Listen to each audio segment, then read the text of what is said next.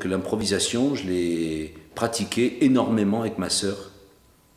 Mais avant de faire le lien, de se rendre compte que ce que m'a appris Ariane, je l'avais expérimenté, ça c'est très long. Et même dans sa tête, peut-être que je le découvre en parlant aujourd'hui. Voilà, parce que l'improvisation est une forme d'écriture. Et c'est Philippe Adrien qui m'avait fait découvrir ça en 69, où je l'ai rencontré. Il me disait, mais tu sais, un auteur, il improvise, il part, comme je t'ai dit aujourd'hui, je réponds à tes questions, j'improvise, même si c'est une improvisation verbale, j'improvise, c'est-à-dire je pars, je ne sais pas où je vais partir, je ne sais même pas quel mot je vais dire pour quelle lettre, je vais laisser le hasard décider, et c'est comme ça qu'on laboure le terrain de l'écriture. Voilà. C'est pareil quand on joue, quand on part sans savoir où on va, on découvre des choses miraculeuses, mais après, tout l'art est dans l'écriture de ça. Comment on va orchestrer et fixer, pour finir, fixer ça. Et il y a une énorme différence entre partir dans l'improvisation comme je le fais là avec vous, comme on le fait quand on écrit un roman, un livre, un carnet intime, ou quand on part dans l'espace du théâtre et qu'on se met à improviser, et l'action de l'écriture qui est quand même une volonté de fixer quelque chose. Et quand on écrit, on part dans l'improvisation, mais quand même, il y a une contradiction qui est le nœud gordien de tout. C'est comme un romancier qui écrit au fur et à mesure des jours, en même temps, il doit composer son roman. Et c'est deux soucis contradictoires, et l'un ne doit pas détruire l'autre, et l'autre ne doit pas étouffer l'un. Et bien c'est pareil, quand on improvise, il faut arriver à ce que ça finisse par être une dramaturgie, une composition, avec des montées, des descentes, un truc qui tienne en 2 heures, ou en 4 heures, ou en...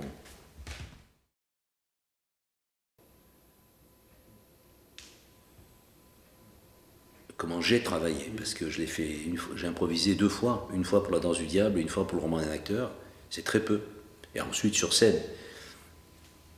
Ben, au début, j'ai beaucoup fait des ellipses pour La Danse du Diable, j'ai travaillé que par ellipse, c'est-à-dire j'ai pris quelques éléments de l'improvisation et puis j'ai fait des raccourcis pour que ça rentre dans une histoire qui allait durer 2 heures, elle dure finalement 3 heures, mais parce qu'entre-temps, il y a eu des improvisations sur scène, il y a eu, puis alors en plus j'ai joué l'homme qui danse, donc j'ai joué l'intégralité des improvisations, donc il y a des choses que j'ai gardées, etc. Donc par ellipse, j'ai pris des trucs, j'ai vite fait quelque chose assez rapidement.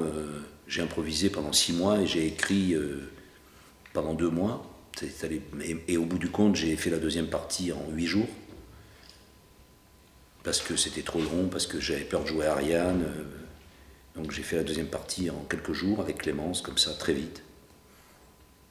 Et L'Homme qui danse, et le roman d'un acteur, j'ai fait l'inverse, j'ai décidé que j'allais tout montrer. Donc j'ai travaillé sur la durée, en me disant ça durera ce que ça durera. D'abord j'ai fait Ariane ou l'âge d'or, en me disant si ça marche, je fais la deuxième partie. Ça n'a pas marché, j'ai quand même fait la deuxième partie. Là ça a marché. Et là je me suis dit, bon, ben, puisque ces deux-là ont marché, je vais faire tout. Je vais faire l'histoire d'Ariane, l'histoire des Enfants du Soleil, la Belgique, je vais faire un roman de théâtre. Il y en a au moins pour 5 ou 6 spectacles, il y en a eu 11. Et là, alerté, intéressé par le succès de cette entreprise, je me suis dit, je vais faire pareil avec les improvisations de La Danse du Diable. Je vais faire ce que j'ai pas osé faire à l'époque, je ne pouvais pas penser que c'était possible, c'est-à-dire faire je ne sais combien de spectacles, qui allaient faire le roman de Claudine, avec le risque par contre énorme là que je prenais, et que j'espère que je ne regretterai pas au moment de ma mort, mais que j'allais passer beaucoup de temps à re-raconter la même histoire, plutôt que de partir dans l'histoire de mon père, ou des histoires que je veux raconter de la vie sentimentale d'un adulte, d'un homme, de l'adultère, de toutes ces expériences en plus d'hommes que j'ai vécues et qui sont essentielles. Donc j'ai renoncé, j'ai écarté ce calice de mes lèvres, j'ai renoncé à ce récit pour repartir dans le récit de ma mère, parce que c'était un récit beaucoup plus complet. Mais je me suis dit, je mènerai ça jusqu'au bout, y compris la ficelle qui était problématique. Et comment j'ai fait? Avec L'Homme qui danse, j'ai pensé à ces cinéastes qui devraient s'arrêter, qui continuent de filmer. Mais c'est aussi bien Lelouch que Piala. Et le regard que je cherche, ce que je le dis souvent, c'est pas le regard extérieur, c'est le regard intérieur. Alors bien sûr, au tout début, Taïad a joué un rôle plus que de metteur en scène. Il a vraiment joué un rôle j'allais dire, de directeur de conscience, mais presque, il est de psychanalyste. Quand c'est lui qui m'a dit joue Ariane, parce qu'il me voyait bloqué. Et donc voilà, et puis après, il riait, Clémence riait, il riait, et tant qu'il riait, je continuais. Quand il riait plus, j'arrêtais. Mais c'était en gros, leur fonction était de rire. Mais c'est très important, c'est essentiel, hein, parce que... Et quand il riait plus, d'un seul coup, tout s'est coulé comme un château de cartes. Je me disais, mais pourquoi tu ris plus? Et puis alors après, j'ai découvert que Taïad pouvait rire ou plus rire, et Clémence, elle riait à d'autres endroits. C'est pour ça que pour le roman d'un acteur, j'avais organisé mes partenaires d'une manière très stratégique et même un peu cynique. Il y a toute une partie que j'ai improvisée devant. Il y avait mon frère, Clémence et Véronique, ce qui était un drôle de sacré trio. Et il y a toute une partie du roman d'un acteur que j'ai joué, improvisé devant Véronique, parce que ce qui la faisait rire, c'était Ariane.